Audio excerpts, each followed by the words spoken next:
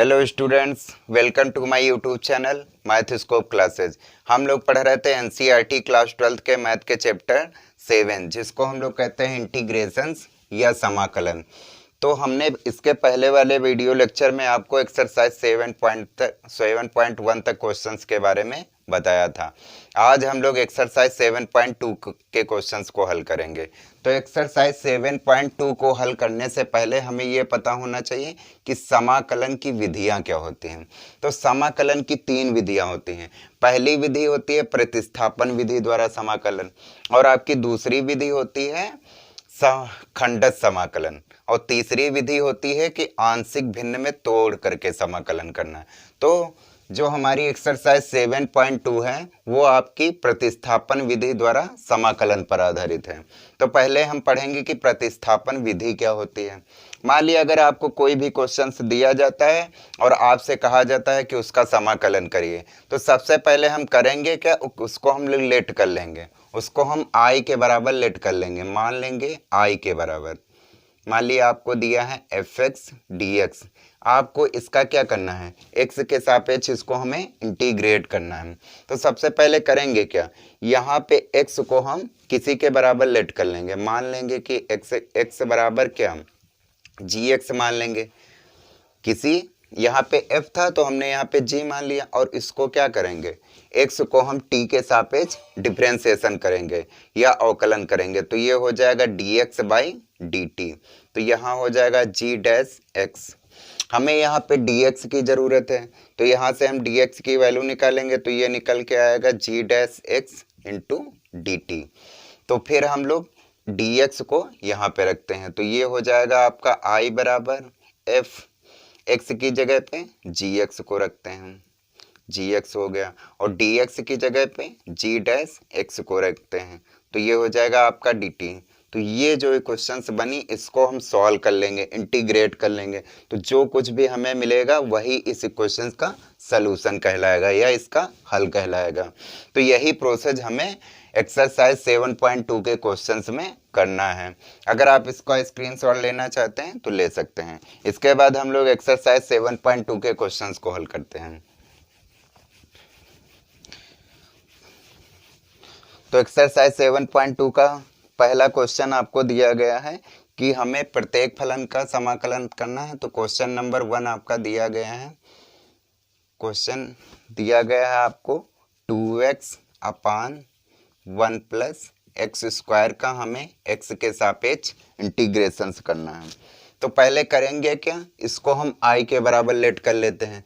तो i के बराबर हम लोग इसको मान लेंगे, माना i बराबर 2x अपान 1 प्लस एक्स स्क्वायर का हमें x के सापेक्ष समाकलन करना है। तो करेंगे क्या, हम इस नीचे वाले को अगर देखें 1 प्लस एक्स स्क्वायर को हम लोग क्या मान लेंगे, t मान लेते हैं, किसी अदर वेरिएबल में इसको हम t मान लेते हैं। तो ये हो जाएगा, मान लेते हैं, माना 1 प्लस एक्स स्क्वायर बराबर t। अब इसको हम t को क्या करेंगे, x के सापेक्ष डिफरेंशिएशन करेंगे या अवकलन करेंगे। तो ये हो जाएगा dt बाई dx। 1 का आपका 0 हो जाएगा, एक्स स्क्वायर का क्या हो जाएगा, 2x हो जाएगा। तो यहाँ पे हमें dx की ज़रूरत है, तो 2x dx बराबर dt आ गया, और यहाँ पे हमें 2x dx आ गया। तो 2x dx की जगह पे हम क्या लिख सकते हैं, dt लिख सकते हैं। तो आपका क्या हो जाएगा, i बराबर हो जाएगा आपका dt अपान 1 प्लस एक्स स्क्वायर की जगह पे हम लोग t लिख सकते हैं। तो हमने आपको फार्मूला बताया था कि 1 अपान टी का dt क्या होता है, मतलब हमने बताया था 1 अपान एक्स का dx क्या होता है, log x होता है, और साथ में कांस्टेंट होता है। तो यहाँ पे उसी फार्मूले को हम लोग अप्लाई करते हैं। तो 1 अपान टी का dt क्या हो जाएगा, log t हो जाएगा, प्लस का c हो जाएगा। तो t हमने किसको माना, 1 प्लस एक्स स्क्वायर को माना, इसको रख देते हैं। तो ये हो जाएगा log 1 plus x square plus का c। तो ये आपका क्वेश्चन नंबर 1 हो गया। अगर आप इसका स्क्रीनशॉट लेना चाहते हैं तो ले सकते हैं। इसके बाद हम क्वेश्चन नंबर 2 को करते हैं। क्वेश्चन नंबर 2 आपका क्या दिया गया है उसको देखते हैं। तो क्वेश्चन नंबर 2 आपका दिया गया है, क्वेश्चन नंबर 2 log x का होल स्क्वायर अपान x ये आपका क्वेश्चन दिया गया है, हमें इसका जो है फलन का समाकलन करना है। ये हमें फलन दिया है तो इसका हमें समाकलन करना है। तो पहले हम इसको लेट कर लेंगे आई के बराबर, मान लेते हैं आई के बराबर log x upon x whole square upon x, और इसको हमें x के सापेक्ष समाकलन करना है, x के सापेक्ष हमें इसके इंटीग्रेट करना है। तो हमें इसमें से उस फलन को x मानना है, उस फलन को हमें t मानना है कि ये हमारा या तो ये बन जाए या तो ये बन जाए। अगर हम log x को t मान लें तो ये हमारा 1/x बन जाएगा, बिल्कुल बन जाएगा। तो हम log x को क्या करेंगे, t मान लेते हैं। log x को अगर हमने t माना तो अगर हम t का डिफरेंशिएशन करें x के सापेक्ष तो log x का डिफरेंशिएशन क्या होता है, 1/x होता है। तो उसको लिख देते हैं, तो 1/x और dx बराबर dt हो जाएगा। तो ये आ गया आपका 1/x और dx की जगह क्या लिख सकते हैं हम, dt लिख सकते हैं। तो लिखते हैं, तो ये हो जाएगा आपका i बराबर, और log x की जगह पे क्या लिखते हैं t, तो ये हो जाएगा t का होल स्क्वायर और इंटू dt। तो हमने फार्मूला पढ़ा है कि x की पावर n का dx क्या होता है, xn प्लस 1/n+1, और साथ में कांस्टेंट होता है। ठीक इसी फार्मूले को हम लोग यहाँ पे अप्लाई करेंगे। तो ये लिखा है आपका t स्क्वायर का dt करना है, तो क्या हो जाएगा, ऊपर 2 में 1 जोड़ देते हैं तो ये हो जाएगा 2 + 1, और नीचे भी 2 + 1, और साथ में आपका कांस्टेंट हो जाएगा। तो ये आ जाएगा आपका t की पावर क्यूब अपान 3 प्लस का c। अब t की वैल्यू यहाँ से हम लोग रख देते हैं, तो ये हो जाएगा 1/3, और t का क्या हो जाएगा log x का क्यूब प्लस का 6। ये आपका क्वेश्चन नंबर 2 हो गया। अगर आप इसका स्क्रीनशॉट लेना चाहते हैं तो ले सकते हैं। इसके बाद हम क्वेश्चन नंबर 3 को करते हैं। क्वेश्चन नंबर 3 क्या दिया गया है उसको देखते हैं।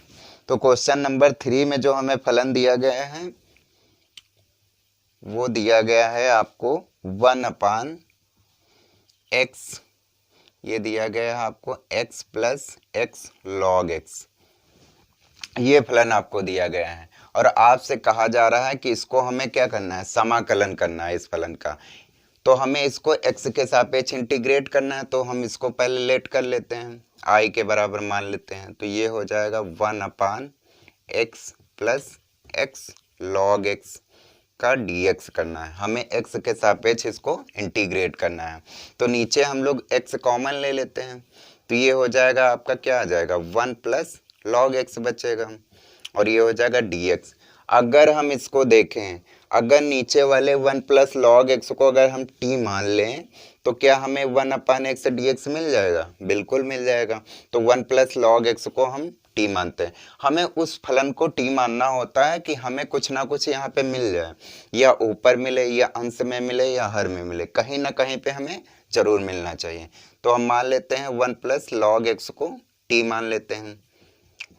तो 1 का अगर हम t का x के सापेक्ष डिफरेंशिएशन करें या अवकलन करें तो क्या हो जाएगा, 1 का आपका क्या हो जाएगा 0 हो जाएगा, और log x का क्या हो जाएगा 1/x हो जाएगा। तो ये आ जाएगा 1/x dx बराबर dt आ गया। ठीक, तो हम लोग पुट करते हैं, तो हमें जरूरत थी 1/x के dx की, तो इसकी जगह पे हम लोग dt लिख सकते हैं। तो ये हो जाएगा आपका i बराबर dt अपान, और 1 + log x की जगह पे क्या लिख सकते हैं, t लिख सकते हैं। तो 1/t का dt क्या हो जाएगा log t, और प्लस का c। तो log हो गया, और t की जगह पे हम अपना ये इसको पुट कर देते हैं। तो ये हो जाएगा आपका 1 + log x और प्लस का c। तो ये आपका क्वेश्चन नंबर 3 हो गया।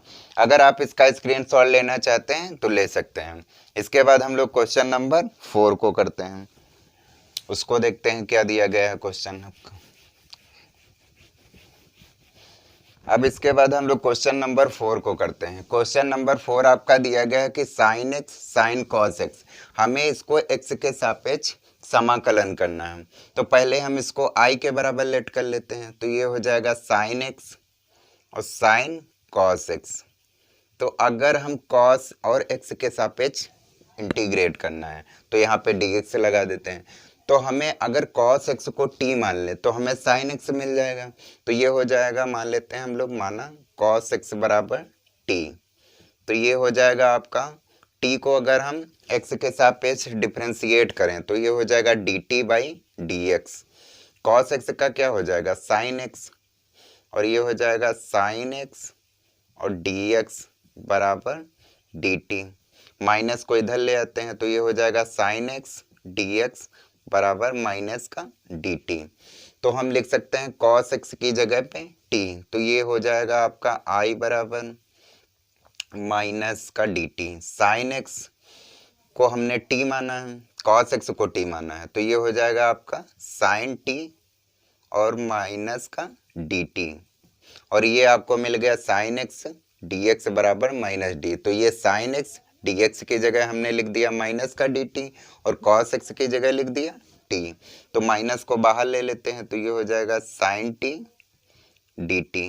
तो हमने फार्मूला पढ़ा है कि sin x का dx क्या होता है, माइनस का cos x और साथ में कांस्टेंट होता है। तो इसी फार्मूले को यहाँ पे अप्लाई करते हैं। तो ये हो जाएगा sin t का dt क्या हो जाएगा, माइनस का cos t और साथ में कांस्टेंट, माइनस माइनस प्लस और साथ में cos t और प्लस का c। तो t की जगह पे हम रख देते हैं cos x। तो ये हो जाएगा आपका cos x प्लस का c। तो ये हो गया आपका क्वेश्चन नंबर 4। इसके बाद हम लोग क्वेश्चन नंबर 5 को करते हैं। अगर आप इसका स्क्रीनशॉट लेना चाहते हैं तो ले सकते हैं। क्वेश्चन नंबर 5 क्या दिया गया है उसको देखते हैं। तो क्वेश्चन नंबर 5 आपका दिया गया है sin ax plus b, sin ax plus b, और दिया गया है cos ax प्लस बी, ये दिया गया है आपको।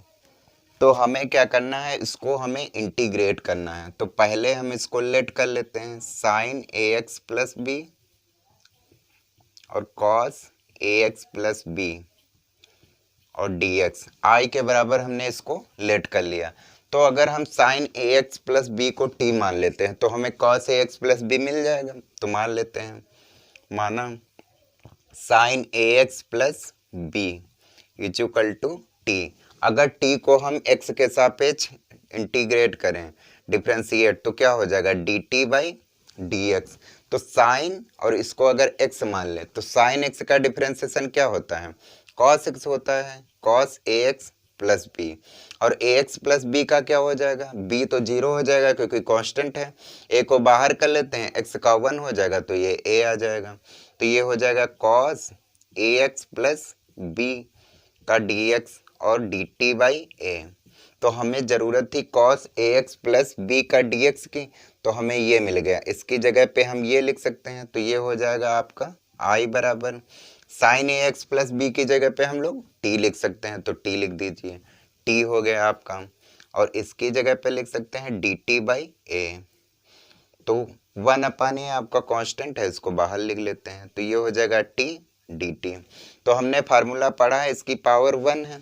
तो x की पावर n का फार्मूला हमने पढ़ा है, क्या होता है, x की पावर n प्लस 1 अपान n प्लस 1। तो इसको यहाँ पे हम लोग अप्लाई करते हैं। तो ये हो जाएगा 1/a t स्क्वायर बाई 2 और साथ में कांस्टेंट।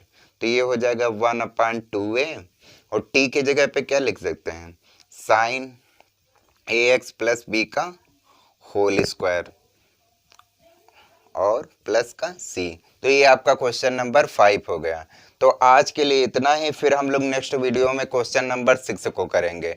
अगर आपको ये वीडियो अच्छा लगता है तो हमारे चैनल को सब्सक्राइब करें और हमारे साथ आप जुड़ के तरह तरह के नए तरीके सीख सकते हैं। अगर आपको कोई भी समस्या होती है या कोई भी दिक्कत होती है तो हमें आप कमेंट बॉक्स में लिख कर बताएंगे। धन्यवाद, फिर मिलते हैं नेक्स्ट वीडियो में। अगर आप इसका स्क्रीनशॉट लेना चाहते हैं तो ले सकते हैं।